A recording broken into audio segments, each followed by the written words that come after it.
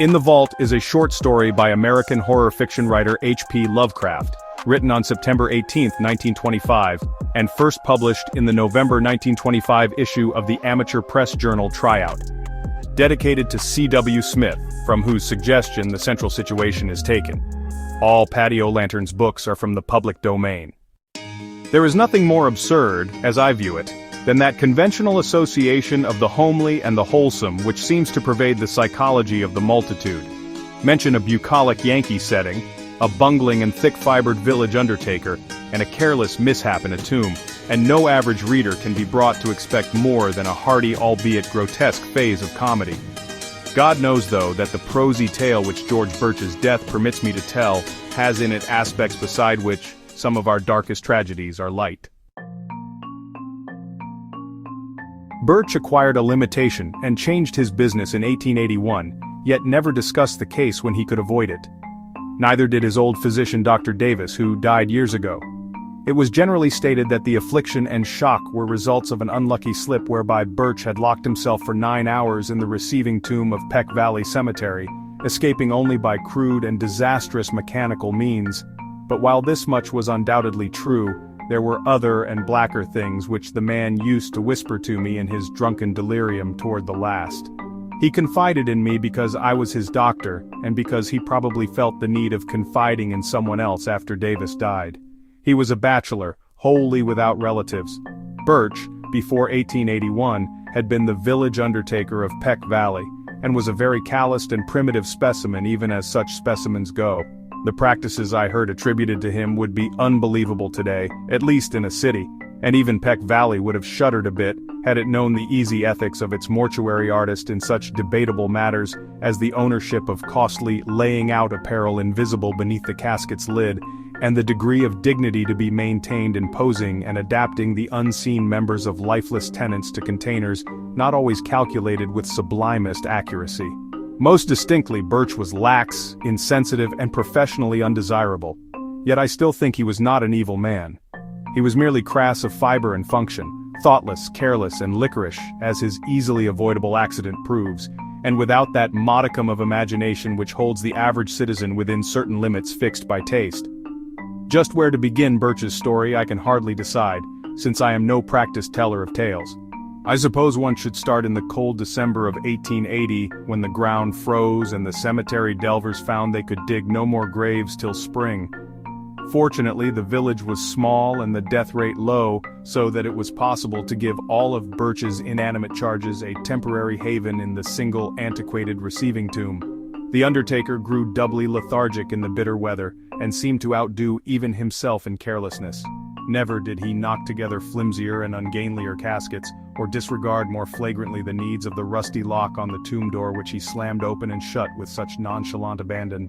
At last the spring thaw came, and graves were laboriously prepared for the 9 silent harvests of the grim reaper which waited in the tomb. Birch, though dreading the bother of removal and interment, began his task of transference one disagreeable April morning, but ceased before noon because of a heavy rain that seemed to irritate his horse, after having laid but one mortal tenement to its permanent rest. That was Darius Peck, the nonagenarian, whose grave was not far from the tomb.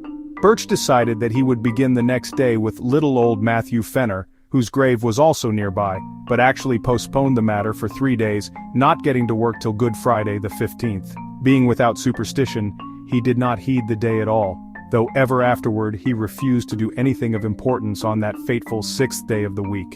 Certainly the events of that evening greatly changed George Birch. On the afternoon of Friday, April 15th, then, Birch set out for the tomb with horse and wagon to transfer the body of Matthew Fenner. That he was not perfectly sober, he subsequently admitted, though he had not then taken to the wholesale drinking by which he later tried to forget certain things. He was just dizzy and careless enough to annoy his sensitive horse, which, as he drew it viciously up at the tomb, neighed and pawed and tossed its head, much as on that former occasion when the rain had vexed it. The day was clear, but a high wind had sprung up, and Birch was glad to get to shelter as he unlocked the iron door and entered the side hill vault. Another might not have relished the damp, odorous chamber with the 8 carelessly placed coffins, but Birch in those days was insensitive, and was concerned only in getting the right coffin for the right grave. He had not forgotten the criticism aroused when Hannah Bixby's relatives, wishing to transport her body to the cemetery in the city whither they had moved, found the casket of Judge Capwell beneath her headstone. The light was dim, but Birch's sight was good, and he did not get Asaph Sawyer's coffin by mistake, although it was very similar. He had indeed made that coffin for Matthew Fenner, but had cast it aside at last as too awkward and flimsy, in a fit of curious sentimentality aroused by recalling how kindly and generous the little old man had been to him during his bankruptcy 5 years before. He gave old Matt the very best his skill could produce, but was thrifty enough to save the rejected specimen, and to use it when Asaph Sawyer died of a malignant fever. Sawyer was not a lovable man, and many stories were told of his almost inhuman vindictiveness and tenacious memory for wrongs real or fancied. To him, Birch had felt no compunction in assigning the carelessly made coffin which he now pushed out of the way in his quest for the Fenner casket. It was just as he had recognized old Matt's coffin that the door slammed to in the wind, leaving him in a dusk even deeper than before. The narrow transom admitted only the feeblest of rays, and the overhead ventilation funnel virtually none at all, so that he was reduced to a profane fumbling as he made his halting way among the long boxes toward the latch. In this funereal twilight he rattled the rusty handles, pushed at the iron panels, and wondered why the massive portal had grown so suddenly recalcitrant. In this twilight, too, he began to realize the truth and to shout loudly, as if his horse outside could do more than neigh an unsympathetic reply. For the long-neglected latch was obviously broken, leaving the careless undertaker trapped in the vault, a victim of his own oversight. The thing must have happened at about 3:30 in the afternoon. Birch, being by temperament phlegmatic and practical, did not shout long, but proceeded to grope about for some tools which he recalled seeing in a corner of the tomb. It is doubtful whether he was touched at all by the horror and exquisite weirdness of his position, but the bald fact of imprisonment so far from the daily paths of men was enough to exasperate him thoroughly. His day's work was sadly interrupted, and unless chance presently brought some rambler hither, he might have to remain all night or longer.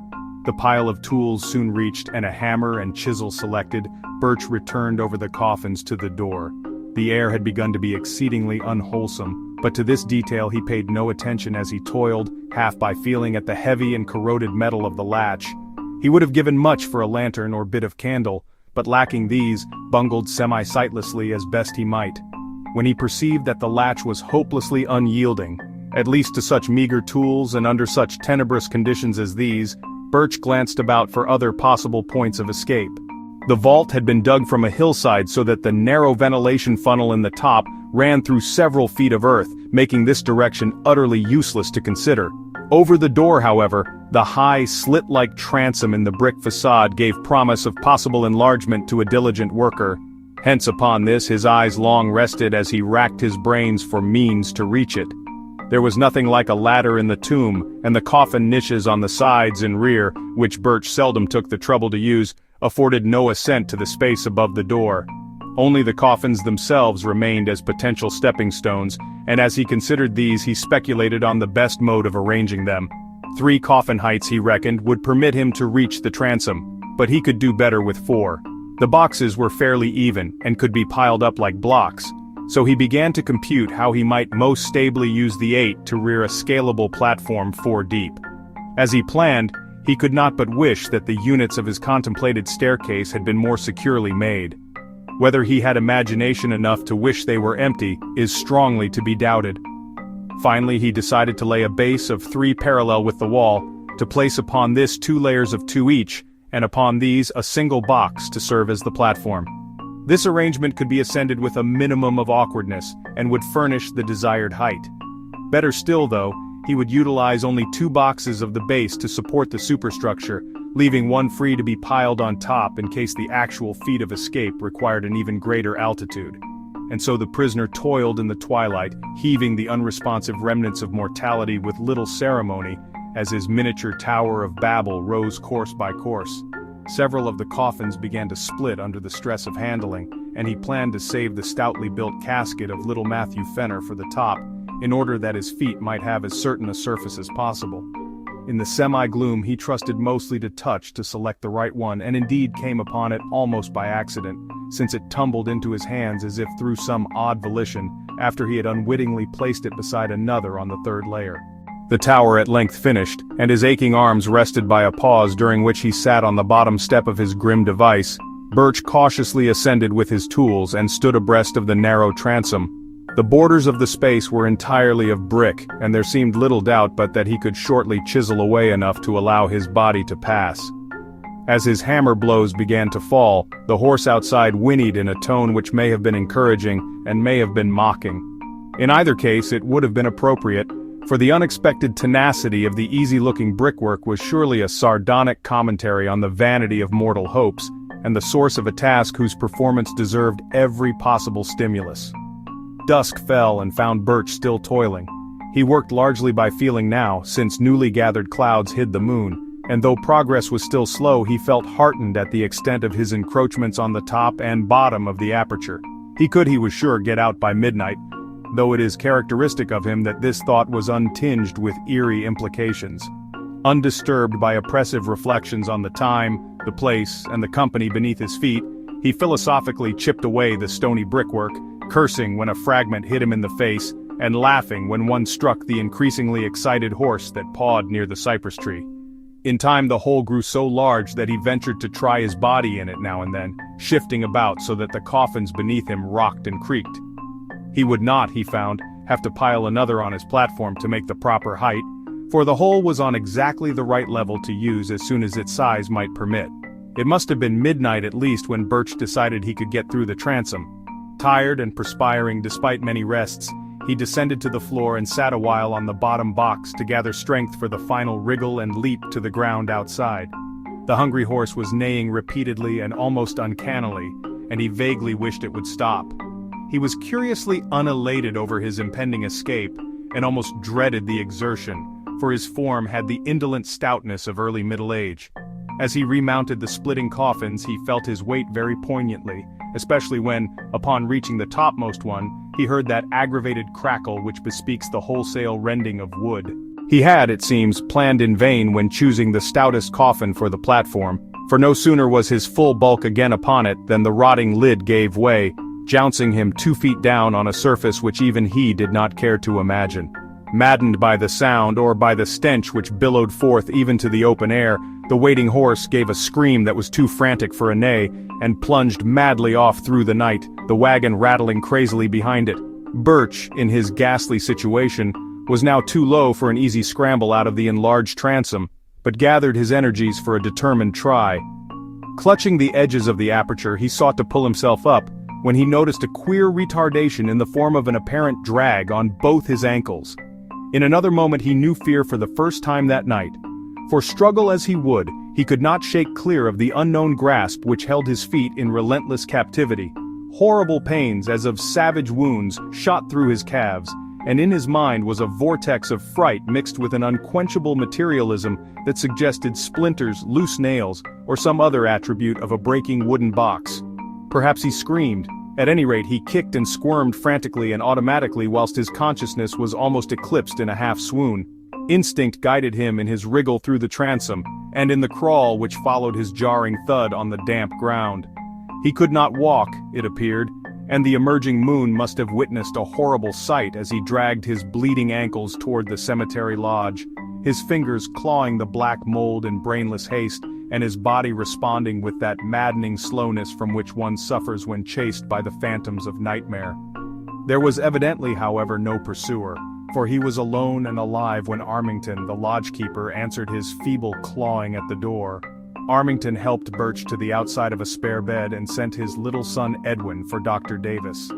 The afflicted man was fully conscious but would say nothing of any consequence, merely muttering such things as, "Oh my ankles," "Let go," or "Shut in the tomb."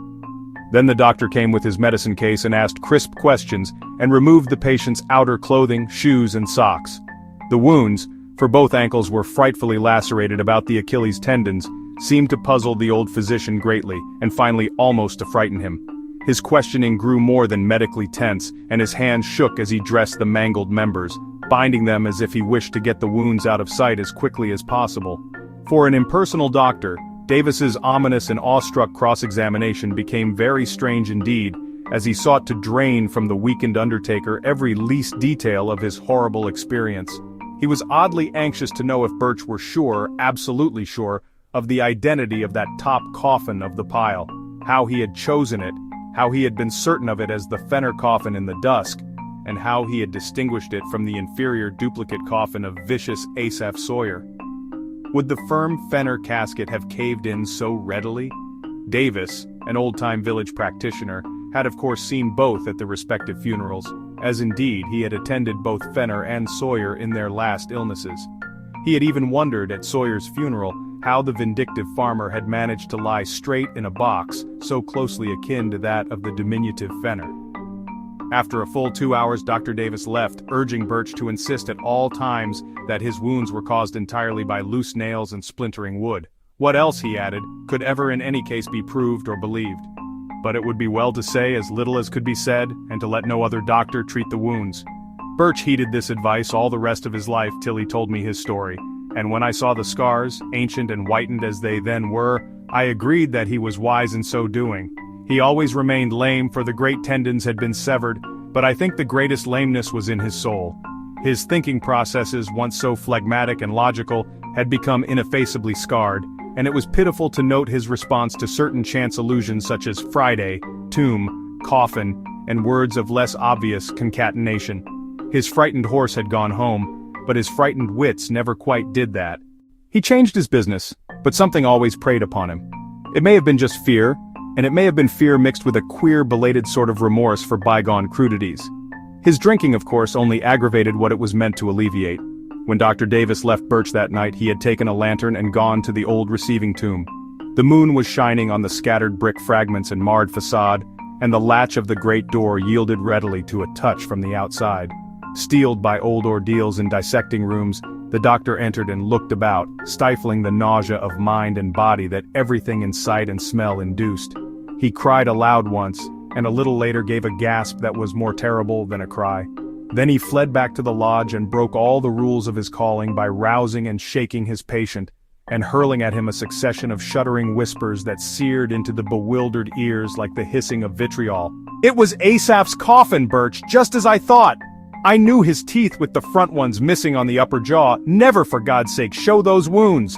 The body was pretty badly gone, but if ever I saw vindictiveness on any face, or former face, you know what a fiend he was for revenge, how he ruined old Raymond 30 years after their boundary suit, and how he stepped on the puppy that snapped at him a year ago last August.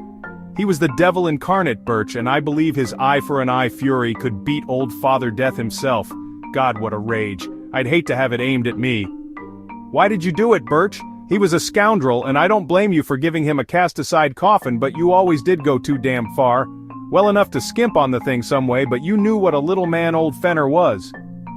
I'll never get the picture out of my head as long as I live. You kicked hard, for Asaph's coffin was on the floor. His head was broken in, and everything was tumbled about. I've seen sights before, but there was one thing too much here. An eye for an eye. Great heavens, Birch, but you got what you deserved. The skull turned my stomach, but the other was worse. Those ankles cut neatly off to fit Matt Fenner's cast-aside coffin. Thank you for listening to this story. Please follow, like, comment, and share for more like this. See you soon.